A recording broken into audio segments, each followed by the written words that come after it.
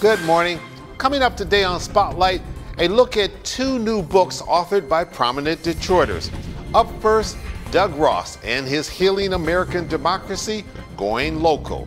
What's the problem, and why has this educator, former state senator, Michigan Commerce Secretary, and Assistant U.S. Secretary of Employment and Training written this brand new book?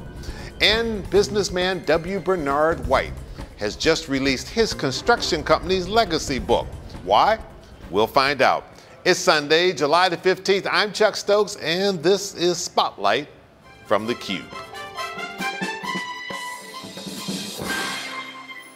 You've written a new book, Healing American Democracy, Going Local. Why? Well, over the last years, Americans have started to lose confidence in our democratic system. And for those of us who think that freedom, the freedom to live the lives we want to live and be free of a government that can tell us what to do or what to say, since we believe that it's our democracy that protects that freedom, this loss of confidence is troubling. Right now, roughly 30% of Americans tell pollsters, almost 1 in 3, that they would prefer a strong leader who doesn't have to deal with Congress or elections to our present democratic system. Well, that's a lot of folks. So we think the reason democracy has fallen in the minds of a lot of Americans is they look at Washington and they see the inability of any kind of bipartisan solutions to health care or immigration or climate change or all the things they care about. Well, you write, you say American democracy is in trouble. A partisan divide in which each side regards the other as irredeemable and unworthy of engagement has led to deadlock in Washington. Public confidence in our nation's ability to solve its problems is fading. Populist candidates from both the left and the right in the last presidential election shouted that the American system is rigged, and one of them won. Pretty much sums it up. Pretty much sums it up. And so the question is, what do we do? How do we respond to those people that are losing confidence? How do we deal with the fact that Washington seems unable to make big decisions that are lasting? And we think the answer is that it's time to turn American government on its head. When the New Deal coalition was put together, America was 90% white Christian, and our immigrants, we had the same percentage of immigrants then as we do now, 90% were European descent. Now we are genuinely much more diverse, which is, I think, a great thing and is one of America's great strengths. But it makes it very difficult to put together one-size-fits-all solutions in Washington to different problems. And so you're saying we have almost too many factions, and the fact that we have so many factions makes for this gridlock in Washington and this partisanship. Yeah, and the differences out there, in a sense, are a good thing. They're the result of the fact that we have so much freedom and so much choice. So the question is, how do we start governing again, making good government decisions, and in the process, rebuild people's confidence in democracy and self-government? In other words, that we can actually run ourselves. You and your co-authors here, you talk about healing American democracy. Some would say, and saving democracy. Right. All right, those words. Some would say that if you use the word healing, then you mean something is sick here or needs repair. And there'll be some that say, no, I like what's happening right now, and I like what the president is doing. He's shaking it up, and he's, quote unquote, making America great again. Right. Interestingly, this whole decline in confidence in democracy predates President Trump. Okay. I mean, in a sense, I think he intuited it, he in some ways took advantage of it, but he's not the cause of it. The cause is, as we've said, this difficulty because we become such a diverse, varied country. The difficulty of putting together these majorities in Washington has led to this deadlock. So what we think an answer is it's time to push as many decisions out of Washington back to the community level, where we can make decisions and where people can experience actually solving problems in a democracy. One quick question before we go to break. One of the reviewers of your book talked about the New Deal hangover, that may be what we're seeing here, that the New Deal is, it's worn itself out, so to speak. It has. I mean, the move of all the power to Washington made sense when you were fighting a depression and World War II and the Cold War and civil rights and so forth. That had to come from the top. There's no other way to do it. Now we're in a nation where, in effect, the economy is being driven by communities, and we think we can take a lot of these decisions, and we'll talk about what works, right, back down to us so that we have more hands-on control of what happens, solve problems, and in the process begin to believe again that democracy works. And that's the best way to keep our freedom. All right, we're going to take a break. When we come back, we'll talk about some of those examples that you cite in the book about how localism in cities are making things work. We'll be right back. Stay with us.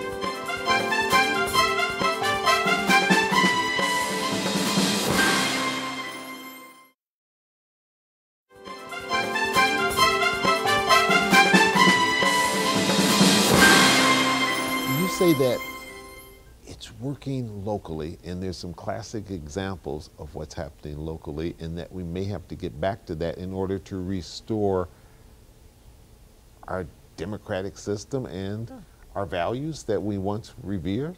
Right, we think so. And by the way, we would say this localism call to shift more decision-making down to the community has to occur within the context of the Constitution. In other words, it's not an invitation for a local government to say we're not going to let certain people vote or certain people. And you cite in your book that while people are disenchanted with the federal government, that people believe in their local government. They do, very strongly. It's the level of government they trust. Well, think about Detroit. Here you have a Democratic mayor in Duggan. You have a lot of Republican leaders like Dan Gilbert. They don't say of each other, I can't work with him, he's of the other party, and so forth. There are concrete problems of rebuilding Detroit. They sit down together and they work on them, and they get things done, and things happen. A good example right from here in Michigan is some years ago in Kalamazoo. Kalamazoo was losing population like a lot of mid-sized industrial cities. And a philanthropist there anonymously came up with the Kalamazoo Promise, which said if you go to the Kalamazoo schools and graduate, we'll pay for your college. Okay, that was an interesting idea, and Kalamazoo began to turn around. Well, through different networks and over the internet and conferences and so forth, now a few hundred cities in America are pursuing that, and now a number of states. One of the things that worked so well initially in New York was their crime stats system, where they used data about where crimes were occurring to allocate police resources, which drove crime down enormously. Well, then LA picked it up, and other places have picked it up. Even take an issue like immigration, where we're making no progress, right? Neither Bush nor Obama nor Trump, nobody's able to actually get any legislation through. Communities differ on whether they would like immigrants or not.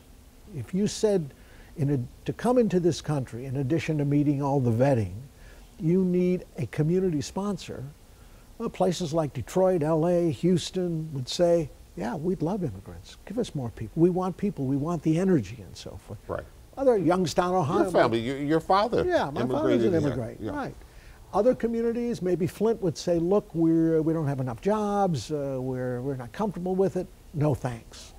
So that way, immigrants would end up going where communities wanted them, rather than trying to figure out in Washington one solution, which some like and some don't, and then you get the deadlock. As we head for 2020, will it take a new style type of politician to be able to challenge the status quo of what we see taking place in politics now? Right. Well, as you look at Sanders and Trump, they both said, they pointed to things that were obvious to a lot of Americans, that things weren't working well enough, particularly in Washington. Neither really offered much of a solution.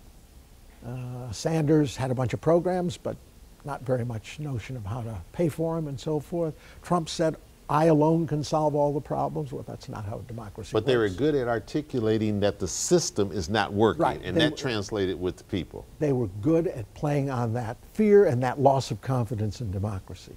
What I'm hoping in 2020 from both parties, we'll get candidates who begin to say, here's what we need to do. Here's how we respond to those concerns. Here's how we begin to find solutions to those problems. Because we can't stay angry and frustrated. If we stay angry and frustrated for too long, we are going to turn away from democracy. We think we need better leadership, but we need, again, get as many of these decisions down to the community level, because we can solve things there across these lines, just the way we are doing it in Detroit right now. Final question, what do you hope the book will do? We hope the book will ultimately encourage the mayors and others at the local level to begin to say to the federal government and the states, give us more of these decisions on problems you're unable to solve. I mean, power always has to be taken, it's never given.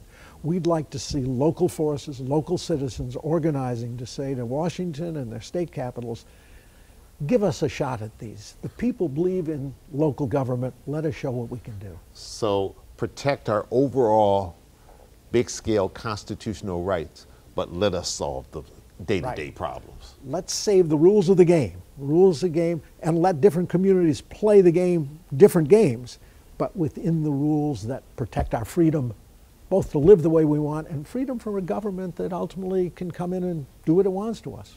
All right, Doug Ross, thanks so much for coming in. The book, once again, is Healing American Democracy, Going Local. And you can buy it on Amazon. And when Spotlight returns, we'll head down to the Cube in downtown Detroit and talk to W. Bernard White of White Construction. Stay with us.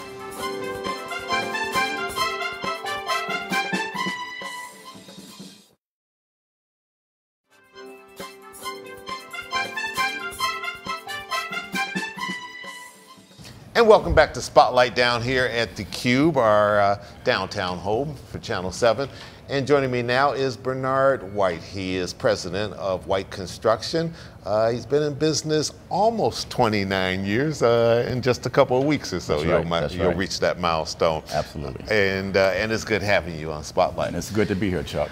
You have written a new book, White Construction, an American Story Built in Detroit. It's being billed as your company legacy book. Why? It's a big book, I should say. It's one that you put on a coffee table around the house, and people can flip through. Lots of pictures. Coffee table, hardcover book, and my thinking when I thought about doing the book was to, in a way, make sure that I could preserve the history of the great projects that White Construction has had an opportunity to work on and build in this 29 years that I've been in business now. And we had taken a lot of pictures over the years. And when I started going through some of the things that we have done over the years, I was extremely surprised. I said, wow, we've had our hand on a lot of projects. But downtown right here, we've worked on the Detroit Riverwalk. We were a JV partner on that one. We also worked on Campus Marshes right across the street from you here. We did the Port Authority Detroit, also on the river with the dock out there for cruises to come. If you go north on Woodward Avenue, we built the 20 stations for the M1 rail, also known as the Q line. And if you just start up Woodward from there, you look to your left, you'll see Little Caesars Arena. We worked on there. You look to your right, you'll see Comerica Park and Ford Field. We worked on those projects. If you continue up Woodward Avenue, and on Woodward Avenue and Grand Boulevard, we built the Youthville Detroit facility. If you turn left on Grand Boulevard, we worked on the wellness plan on Grand Boulevard and the Lodge. And I could go on and on and on. Right. But those are some of the projects that people may be familiar with. When you started 29 years ago, did you envision that kind of success? And what do you think about what we see happening outside our door now, where Detroit is taking off in many respects, and now people who at one time didn't want to get involved with Detroit, they didn't think it was happening, now everybody's coming in here. Well, when I started 29 years ago, my goal at the time was just to make enough money to feed my family, pay my house note, and do reasonably well. So to answer your question, I never thought that we would have this many opportunities. And I must say that a lot of the mayoral administrations, Mayor Young, Dennis Archer, and Bing and others did a lot to support African American and Black owned and Detroit businesses in the city of Detroit so that we could have a lot of those opportunities to grow our firm. And without that, white construction wouldn't have done as well as it has. So my thanks to all of those administrations and their support for companies like our own here in the city of Detroit. How are African American owned construction businesses doing today, and what do you see as the pros and cons, the challenges in a growing city?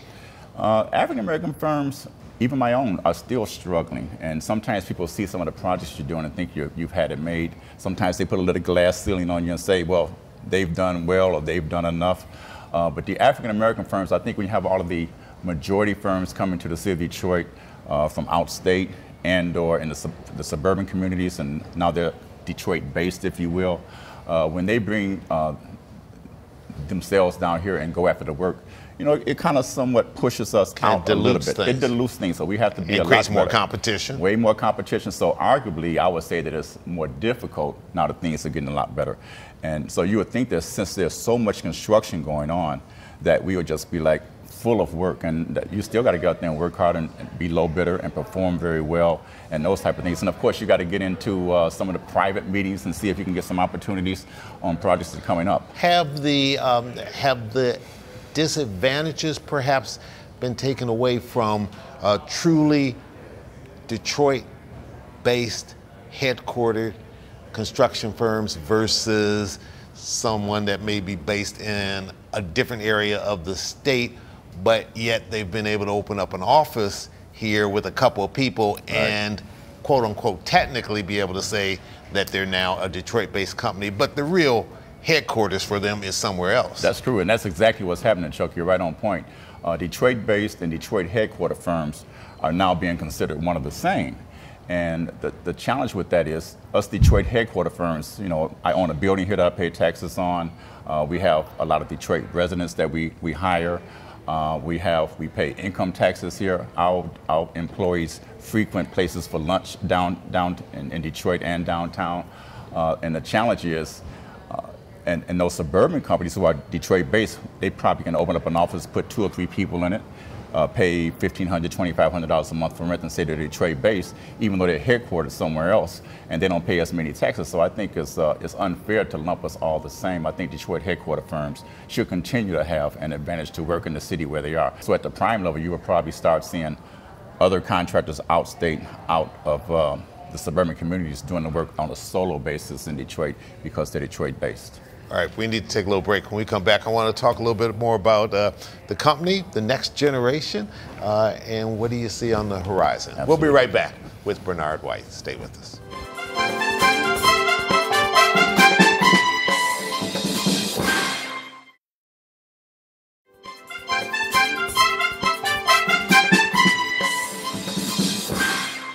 And welcome back to Spotlight. You've written this book. If people are interested in it, how can they get a hold of a copy of it? Yeah, the name of the book is White Construction, An American Story Built in Detroit. And the book is for sale for $55, and you can go to our website, that's www.education.org, to purchase a book, and we'll have it sent out to you, and I can even sign it for you if you like. All right, now the proceeds, because this is a fundraiser for your foundation. Tell us a little bit about that, because there'll be some people who say 55. Whoa! Yeah. But they feel a little better if they chalk over 55 and they know that it's going to a good cause. That's true, and the books, the proceeds from the book go to the foundation, and what we do is we give scholarships to African American students who are interested in STEM programs, science, technology, engineering, and mathematics. Last year we gave $10,000 to 20 students at, who are attending Lawrence Technological University, my alma mater. Mm-hmm. So I support that university a lot because it right across the street from Channel 7. That's correct. Yes. And so and the year before that we gave $5,000 to 10 students, and what they do is they use it for a book. So they get about $500 a piece to go in and purchase their books. So it's my way of giving back to the community and also knowing exactly where that money goes. And all the proceeds from the book sale will go directly into that foundation, who will go into the hands of African American students. How important is that in the backdrop of this whole campaign about growing talent in Michigan. The governor just signed the Marshall Plan. That was one of the reasons he pushed for it and said, we've got to create more talent here, STEM, science, technology, engineering, and math.